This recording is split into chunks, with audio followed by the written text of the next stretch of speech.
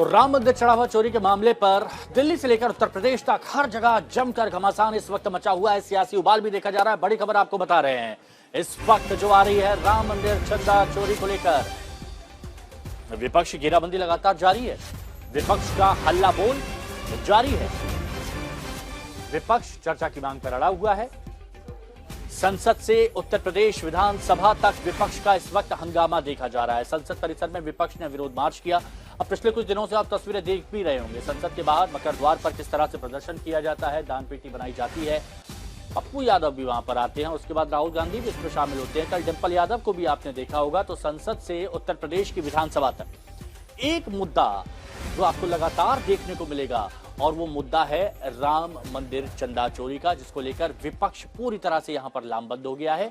संसद में विपक्ष अड़ा हुआ है। मल्लिकार्जुन खड़गे की तरफ से तो सवाल उठाया गया था और वो ये कह रहे थे कि हर बात पर जब प्रधानमंत्री नरेंद्र मोदी आगे आते हैं तो प्रधानमंत्री नरेंद्र मोदी को सामने आना चाहिए। ये संसद में मुद्दा उठा तो उत्तर प्रदेश विधानसभा में सियासी युद्ध श्री राम मंदिर चंदा चोरी को लेकर जारी है। अब इस मुद्दे पर जब विधानसभा में जमकर हंगामा हुआ, उसके बाद मुख्यमंत्री योगी आदित्यनाथ आते हैं और विपक्ष को आड़े हाथ लेते हैं।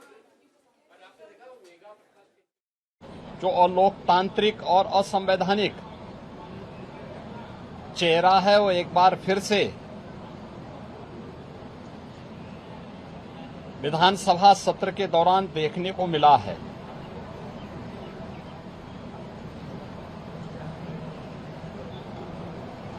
विधानसभा सत्र को हंगामे के हवाले करना, प्रदेश के युवाओं, किसानों, महिलाओं और गरीबों के साथ भारी अन्याय है। मानसून सत्र में युवाओं के लिए, अन्नदाता किसानों के लिए, आधी आबादी महिलाओं के लिए और गरीबों के लिए नई स्कीम, नई योजनाएं प्रारंभ हों, युवाओं के एम्प्लॉयमेंट के लिए, उनकी स्किलिंग के लिए, अन्नदाता किसानों के लिए कोई नई योजना घोषित हो सके, गरीबों के कल्याण के लिए कुछ नए कार्यक्रम आगे बढ़ सकें और महिलाओं के सम्मान और उनके स्वावलंबन के लिए भी कुछ अतिरिक्त प्रयास आगे बढ़ें। इसके लिए हम लोग 59,000 करोड़ रुपए से अधिक की अनुपूरक बजट को भी लेकर के आए थे। तो सियासत में जब एक तरफ से वार किया जाता है ना, वो भी चुनावी माहौल में, तो दूसरी तरफ से पलटवार करने में बिल्कुल देर नहीं लगती। अखिलेश यादव ने भी देर नहीं की, तुरंत पलटवार कर दिया और अखिलेश यादव योगी सरकार पर हमला करते हुए दिखाई दिए। अखिलेश यादव ने सरकार को आड़े हाथों लिया, निशाना साधा, राम मंदिर चढ़ावा चोरी पर सवाल पूछा और अखिलेश यादव उपचुनाव के नतीजों ने बीजेपी को सबक सिखा दिया, ये भी कह रहे हैं।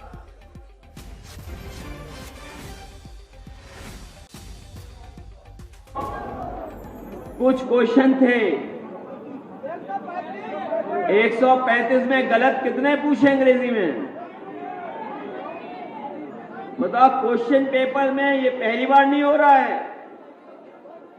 यही जिनको हाथा नहीं भाता उन्होंने कभी क्वेश्चन पूछा था कि अवसरवादी कौन होता है, याद है कि नहीं याद है? न केवल अवसरवादी पूछा था बल्कि इन्होंने एक फिल्म भी रिलीज कराई थी, याद है कि नहीं याद? एक फिल्म रिलीज कराई थी धुरंधर, तो हम लोगों के लिए बनवाई उन्होंने। लेकिन हम कहना चाहते हैं जिन्होंने धुरंधर में जो नोटबंदी की बात कही है, जब कभी भी सरकार बनेगी तो ऐसे लोगों के खिलाफ भी हम लोग जांच करने का काम करेंगे। और उन्होंने कौन सी फिल्म बनाई थी, अब आपको याद है कि नहीं याद है? समाजवादियों ने तो बनवाई थी एक फिल्म, जिन्होंने बनाई फिल्म वो हमें छोड़ के चले गए। उस फिल्म को हम लोगों ने सब्सिडी दी थी। उस फिल्म का नाम था पंडित जी ब्याह कब हुई। लेकिन इन्होंने बताओ कौन सी फिल्म बनाई थी अभी? बताओ, हम लोग तो बोल भी नहीं सकते कि क्या नाम रखा था फिल्म का। और कभी कभी कैसे और देखिए, अखिलेश यादव जब सियासी बाढ़ छोड़ते हैं ना, तो एक बाढ़ से उनका मन नहीं भरता है।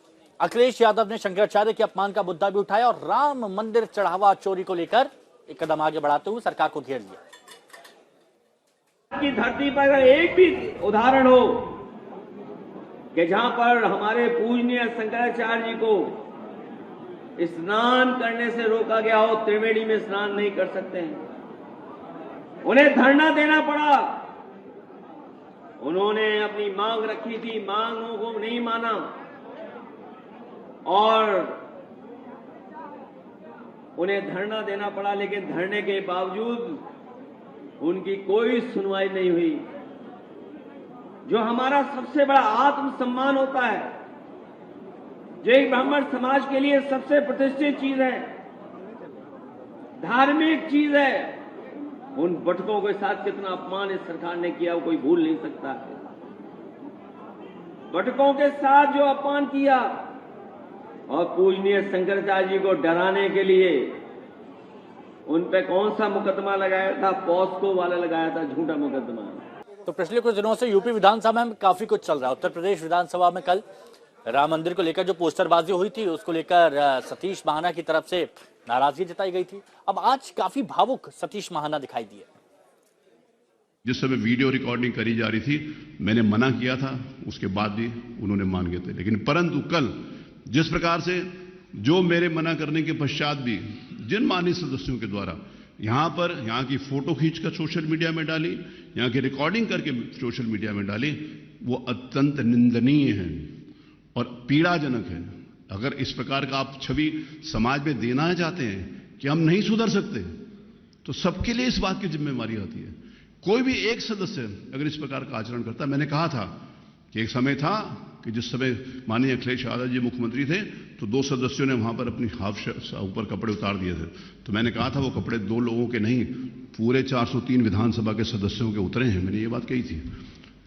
और उसके बाद भी अगर इस प्रकार का आचरण है तो मुझे बहुत दुख है। मुझे इस बात के लिए विचार करना पड़ेगा, गंभीरता के साथ विचार करना पड़ेगा कि मैं इस कुर्सी के योग्य हूं कि नहीं हूं, अथवा जो कुछ मैंने 4.5 वर्षों के अंतर्गत किया है वो उचित है कि अनुचित है। इसके ऊपर आत्मविलोचन करूंगा और इसका निर्णय शीघ्र करूंगा।